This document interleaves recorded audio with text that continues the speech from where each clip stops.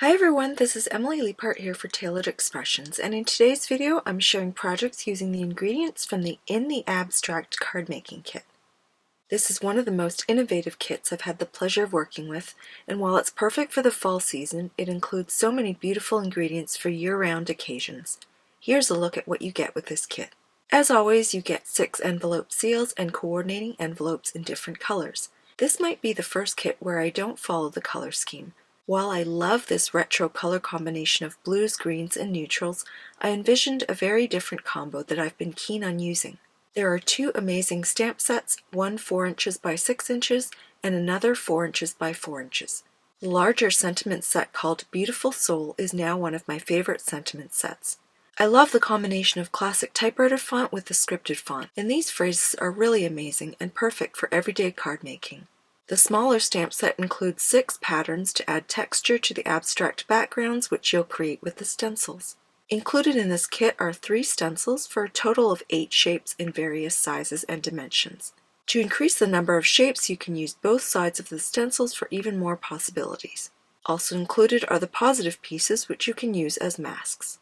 You will also receive a set of 2 foliage dies called Subtle Sprigs. These are so beautiful when die cut, and you'll be seeing a lot of these on my 3 cards. Not included, but available for purchase separately, are the branch out dies, and these offer even more variety for your cards, whether you use them with the other ingredients in this kit or for your other card making needs.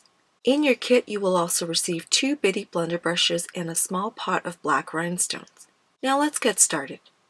I've decided to showcase this kit with 3 cards of different dimensions. These are the most common card sizes I create. One will be an A2, which is 4 1/4 inches by 5 1/2 inches. The second will be a mini slim, which is 3 1/2 inches by 6 inches. And the third one will be a square card of 4 1/4 inches by 4 1/4 inches, which fits into a standard A2 envelope, making it easy for mailing and doesn't require the extra postage of the more common 5 inch by 5 inch card. I create panels on sugar cube cardstock, and these are a 1/2 inch smaller than the card bases. I choose 3 sentiments from the Beautiful Soul stamp set and stamp them on the panels using Oreo ink. As always, since this is the first time I'm using these stamps, I prep them using the palm of my hand so they stamp better. Before stenciling, I secure the panel to my grid mat with rolled up washi tape and then place the first stencil where I want to add my first color.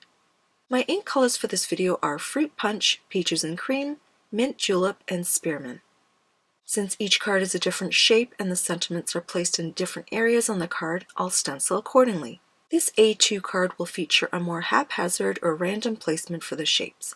I start with the largest round shape, which is not a circle, and I'm using Peaches and Cream ink. I just love how easy it is to make beautiful shapes with these stencils, even for a heavy-handed crafter like me. Next, I switch stencils to use the large shape that looks like a garden stone or mango, and I'm using Spearmint ink this time. My third shape is the larger of the 2 kidney bean shapes, and I use Fruit Punch ink with it. This color is quite bright compared to the other 3, so I went with an extremely light hand when ink blending with it. For the fourth and final shape, I went back to the second shape but flipped it, so I used the other side of the stencil. This ink color is Mint Julep and is quickly becoming my second favorite color after Peaches and Cream. Moving on to my second card, the Mini Slim, I'll be using the square stencil to create a line of smaller shapes going down the center of the card. I start and end with Fruit Punch. I use Mint Julep twice, and both Peaches and Cream and Spearmint once each. As I was creating this card, I realized that it would be better to bookend the shapes with 2 pinks, so I adjusted accordingly when I was rotating my ink colors. I also felt that the top shape wasn't dark enough, so I went back over it to even it out.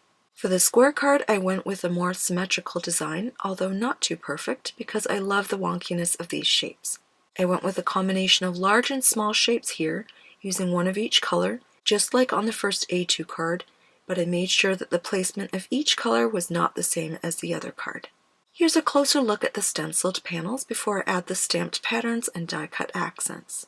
The 3 card sizes and variation in the shapes and placement of colors makes it a great set for gifting if I choose to go that route with these cards. Otherwise, they make for a pretty photo. For the stamped shapes on my A2 card, I lay them out before stamping each one in the ink color that matches the stenciled shapes. For the striped circle, I stamp it with Peaches and Cream ink. For the row of stripes, I stamped it in Spearmint, and for the scattered dots, I stamped it with Fruit Punch. I had to flip the panel for the dots since I wanted it stamped off the edge. I decided I didn't want any other stamped images on the mini slim card, and for the square card I initially wanted something more subtle by using only watermark slashes, but then I decided it wasn't enough, so I added white embossing powder on top. When I die cut the subtle Sprigs dies, I get 3 separate dies, and I try each one on the square card to see how they look and determine what combination I want. Here are my color choices for the die cuts. For the square card I decided to go with a single black die cut to contrast with the softness of the stenciled shapes. For the A2 card there was enough space to include all 3 vellum die cuts but still keep it light. 2 die cuts in Spearmint was a great way to frame the mini slim design. I used the fine nozzle of the Barely Arts liquid glue to attach the die cuts to the cards. By the time I finished adhering the first die cuts, they dried and I could trim off the overhanging pieces. For the mini slim card, I chose an Oreo top fold card base. Initially, I also chose an Oreo card base for the A2 card, but changed that later. For the square card, I couldn't decide between Spearmint and Mint Julep, so I decided to use both by cutting full panels of both on a diagonal and adhere 1/2 of each to a sugar cube card base. I adhered the 2 halves, making sure that the Spearmint half was against the Mint Julep shape and the Mint Julep panel was against the Spearmint shape for contrast. Here's where I swap out the Oreo card base for the A2 panel to a sea salt card base. I find this is nice and light and coordinates with the vellum die cuts. I considered adding black rhinestones, but decided I liked them the way they were and wanted to keep them flat for easy mailing. Here's a final look at the finished cards.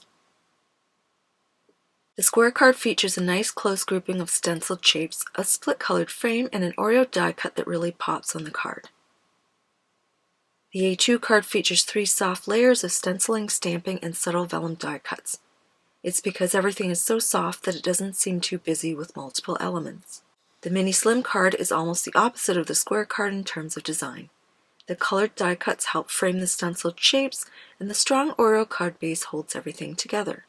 I hope you enjoyed this video and you're inspired to create with the In the Abstract kit. Abstract shapes are very trendy right now, and I love that these ones are in a stencil format, which makes it so easy to create backgrounds for your cards. You can find all of these products in the Tailored Expressions web store at tailoredexpressions.com. Thanks so much for watching, and I'll see you again soon.